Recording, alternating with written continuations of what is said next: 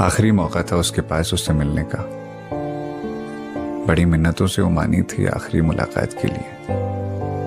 वो चाहता तो लड़ता, झगड़ता, गुस्सा करता, शिकायतें करता। आज ना दिल से दुआ देने का मन है तुम्हें, तो हमेशा खुश रहो, कोई परेशानी तुम्हें छू ना पाए, तकलीफ तुम्हारी जिंदगी में ना आए, और ये जो होंठ है ना तुम्हारे, ये होंठ हमेशा मुस्कुराते रहे। बस यही दुआ है, और वो भी दिल से। सुनो, कुछ कहना है तुमको। एक बात है जिसे बोला नहीं कभी, एक राज है जिसे खोला नहीं कभी। आज सब कहना है तुमको। सुनो, कुछ कहना है तुमको। कुछ कहने को होता हूं जिस वक्त कभी लब सिल जाते हैं उस वक्त तभी। या सुनो, इन्हीं लबों से छूना है तुमको। सुनो, कुछ कहना है तुमको। बिछड़ने से पहले कितना कुछ कह जाना चाहते हो तुम। कितनी बातें हैं तुम्हारे मन में, और क्या क्या बता जाना चाहते हो तुम। मैं जानता हूं ये दस्तूर है दुनिया का कि एक वक्त के बाद सफर के मुसाफिर बिछड़ जाते हैं एक दूसरे से। पर ये दिल इस बात पर कभी राजी नहीं होगा कि जिंदगी के सफर में आगे तुम्हारा साथ ही नहीं होगा।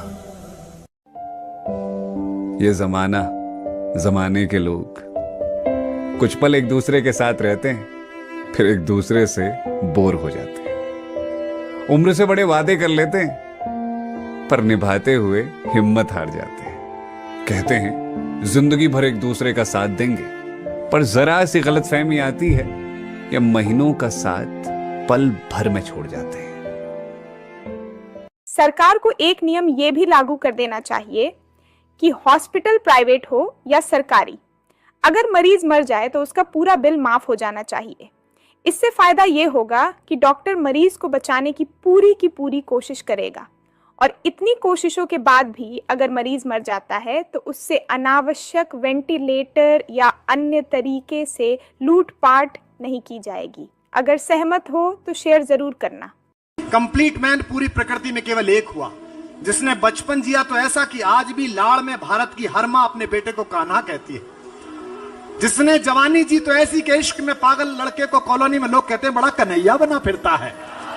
जिसने युद्ध रचाया तो ऐसा कि 5 निर्वासित बच्चों को विश्व की सबसे बड़ी अक्षौणी सेना के सामने विजय दिलाई, और जिसने ज्ञान दिया तो गीता जैसा पर 1000 नोबेल पुरस्कार कुर्बान किए जा सकते हैं। शक्ति अगर गलत हाथों में आ जाए तो वो हिटलर पैदा करती है, और शक्ति अगर जगत के मंगल के हाथों में आ जाए तो वो गांधी पैदा करती है, पटेल पैदा करती है, तिलक पैदा करती है, भगत सिंह पैदा करती है।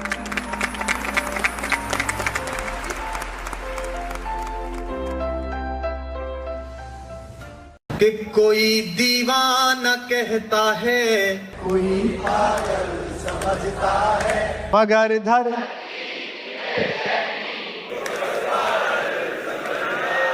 मैं तुझसे दूर कैसा हूं, तू मुझसे दूर कैसी है, ये तेरा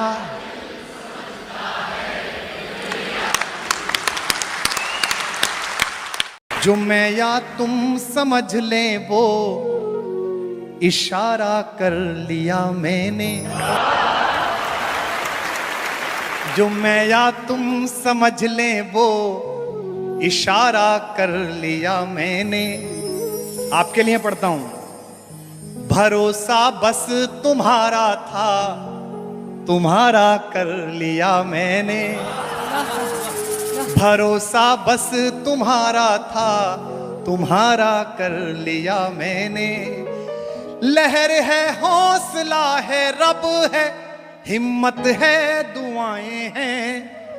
लहर है, हौसला है, रब है, हिम्मत है, दुआएं हैं। खोलना हाथ।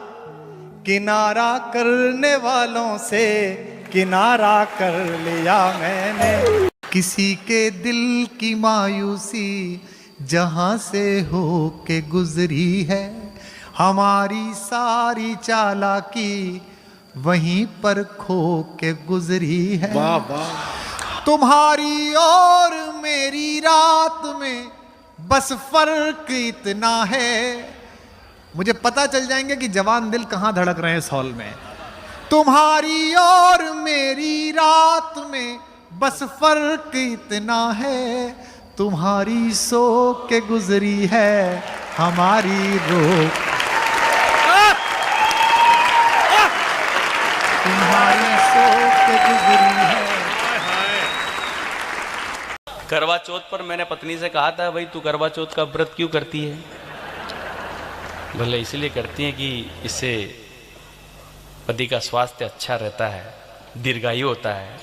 हालांकि गाय के भूखे मरने से सांड के स्वास्थ्य का क्या संबंध होता होगा, कुछ होता ही होगा।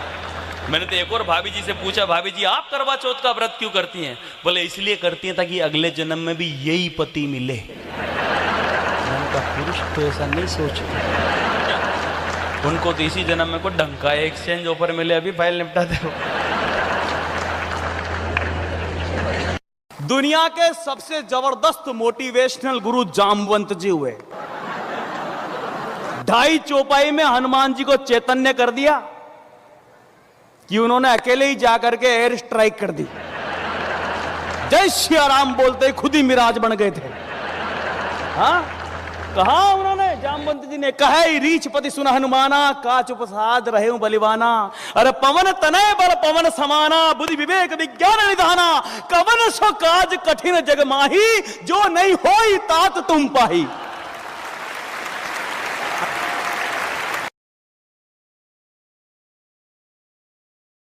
ये हमारे सुनील व्यास बीच में जब थोड़ा मौका मिला तो मंदिर गए। जाते ही पुजारी जी से बोले, पुजारी जी मुझे बहुत डर लग रहा है। तो पुजारी जी ने कहा अपना दायां हाथ आगे बढ़ाओ। तो इन्होंने आंख बंद करके श्रद्धा विश्वास और आस्था के साथ अपना दायां हाथ आगे बढ़ाया। पुजारी जी ने कुछ द्रव दिया, ये पी गए। पीते ही बोले ये तो कड़वा है। बोला पी काहे गया बावड़े, तो हैंड सैनिटाइजर है। बड़े परिवर्तन आए साहब इस दौरान। फिल्मों का प्रभाव देखो आप, गानों का प्रभाव, फिल्मों के नामों का प्रभाव। एक सुंदर सी कार जा रही थी, उसके पीछे लिखा हुआ था सावन को आने दो। उससे जाके एक ट्रक ने बचीड़ खाई, जिसके पीछे लिखा हुआ था आया सावन झूम के।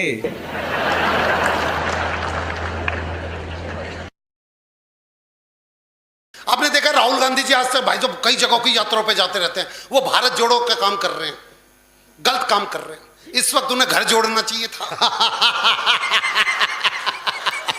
वो भारत जोड़ो यात्रा में लगे पड़े, और भारत जोड़ो यात्रा में भी चले गए भाई साहब मफतलाल जी, वो आंध्र प्रदेश। आंध्र प्रदेश जहां की भाषा दिल्ली वालों को कभी समझ में नहीं आ सकती, उसको तो हिंदी समझ में नहीं आती ढंग से। तो ऐसे ही वो आंध्र प्रदेश के भाषण देने के लिए भीड़ में से निकल के यूं आ रहे थे स्टेज की तरफ राहुल गांधी जी।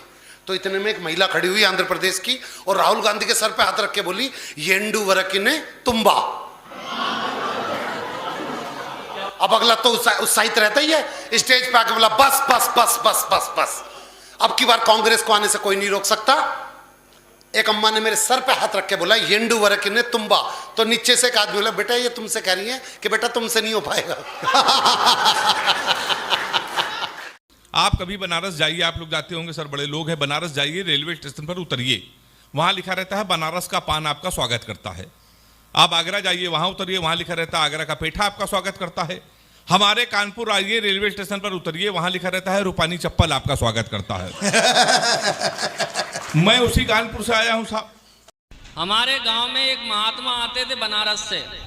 मेरी दादी सीधी सच्ची, रोज उनको सुनने जाती। महात्मा जी ने एक बार अपने प्रवचन में एक जिक्र किया, बोले जिनके घर में एक बेटी का जन्म होता है उसके स्वर्ग का एक द्वार खुलता है, जिसके घर में दो बेटी का जन्म होता है उसके स्वर्ग के 2 द्वार खुलते हैं। इतने में ही मेरी दादी सीधी सच्ची, उसने पूछ लिया महात्मा जी आप तो ये बताओ जिसके घर में 3 बेटियों का जन्म हो, बोले बेटा उसके घर में 3 स्वर्ग के द्वार खुलेंगे। और बोले जिसके 4 बेटी हो तो बोले उसे 4 स्वर्ग के द्वार खुलेंगे। मेरी दादी बोली आप तो ये बताओ महाराज जी टोटल स्वर्ग के कितने द्वार होते हैं? महाराज जी बोले बेटा टोटल स्वर्ग के 7 द्वार होते हैं। मेरी दादी बोले मेरे बहू के 9 मौड़ी हैं, 2 क्या तेरा बाप खोलेगा? और मथुरा में भाई साहब, मथुरा के पुलिस स्टेशन में था मेरा प्रोग्राम। पुलिस स्टेशन में पुलिस वालों ने मेरे को भाई साहब 1 घंटे तक सुना। ये बड़ी अचरज की बात जो किसी की नहीं सुनते, उन्होंने 1 घंटे मुझे सुना और उसके बाद मुझे पेमेंट भी दी। तो मुझे उस दिन पता चला कि पुलिस वाले देते भी हैं। उन्होंने खाकी कलर के लिफाफे में पेमेंट दी, क्योंकि पुलिस वालों की वर्दी खाकी होती है। मैंने खाकी कलर के लिफाफे को यूं आकाश की ओर करा और साइड से बस थोड़ा सा ही फाड़ा था, इतने में एक कांस्टेबल ने मेरी गुद्दी पकड़ ली। बोले बेटे सरकारी कागज फाड़ दिया। पुनीत जी 5,000 में बुलाया था, 50,000 में छोड़ा।